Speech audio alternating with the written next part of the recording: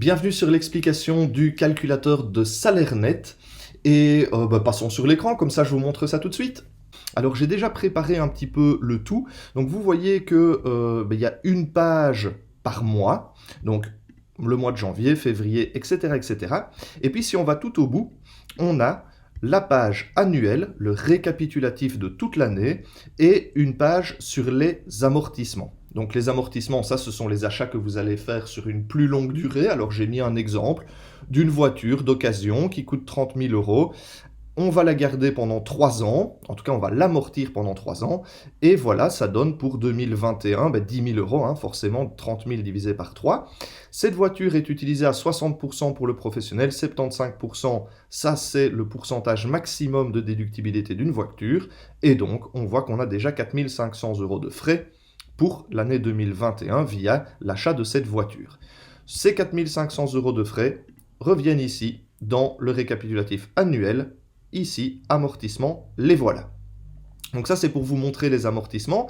Une autre chose, je vais repartir de cette page-là, c'est qu'il n'y a que les cases en bleu du calculateur que vous pourrez, avec lesquelles vous pourrez interagir. Donc si je clique ici, vous voyez, il ne se passe rien, alors que si je viens cliquer ici, eh bien, je peux interagir avec le calculateur. Le but, c'est que vous ayez l'expérience la plus facile et la plus simple. Il n'y a que les cases en bleu sur lesquelles vous pouvez cliquer et interagir.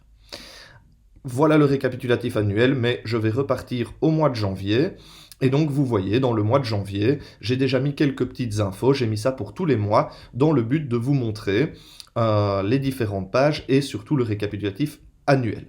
Alors, le mois de janvier, comment ça se passe? Voilà, j'ai fait un exemple, on a vendu pour 3 630 euros TVA comprise à 21%, ça fait donc, le calculateur nous dit que ça fait 3 000 euros hors TVA et 630 euros de TVA.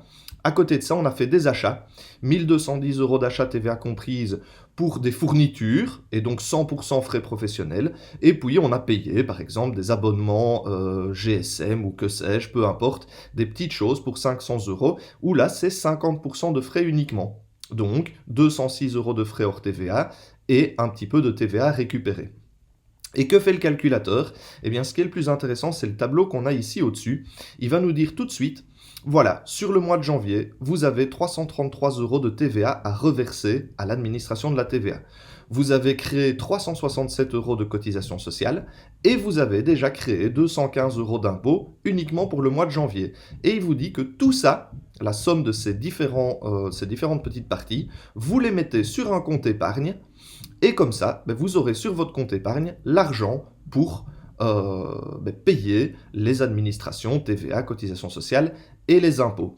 Et le reste, les 1004 euros, eh bien, c'est ce qui va rester sur votre compte professionnel que vous pourrez utiliser pour vous rémunérer, vous mettre ça en privé ou pour faire des achats ou des investissements pour les mois à venir. Et donc, vous connaissez comme ça votre salaire net du mois de janvier. Pour l'exemple, on pourrait dire qu'on a rajouté, dernier jour du mois de janvier, on fait une petite vente de 2000 euros. Eh bien, le calculateur nous calcule tout ça. Et maintenant, on est passé à un salaire net du mois de janvier de 1754 euros.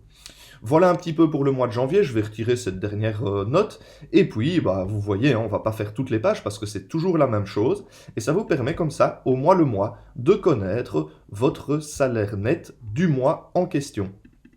Je vous montre, pour terminer, le récapitulatif annuel où, en tant qu'indépendant, on fonctionne beaucoup par trimestre, et donc on a mis les 4 trimestres de l'année ici, et l'année complète qui se trouve ici, où là, il n'y a pas de case en bleu parce que c'est le calculateur qui va calculer tout ça pour vous. Voilà, la dernière note, c'est ce qui se passe ici en haut. Si vous avez des enfants à charge, ou si vous êtes indépendant complémentaire, eh bien vous pouvez noter ici votre revenu brut d'employé, vos nombres d'enfants à charge, et ça permettra au calculateur d'être encore plus précis dans le calcul des impôts, parce que oui, votre revenu brut d'employé et les enfants à charge peuvent faire, pour le revenu, augmenter un peu les impôts forcément, et les enfants à charge font diminuer les impôts. Donc, voilà, ça permet au calculateur d'être encore plus précis au niveau de ce calcul-là des impôts. Et bien voilà pour l'explication du calculateur de salaire net, et si vous êtes intéressé de vous le procurer, eh bien vous savez ce qu'il vous reste à faire. À bientôt!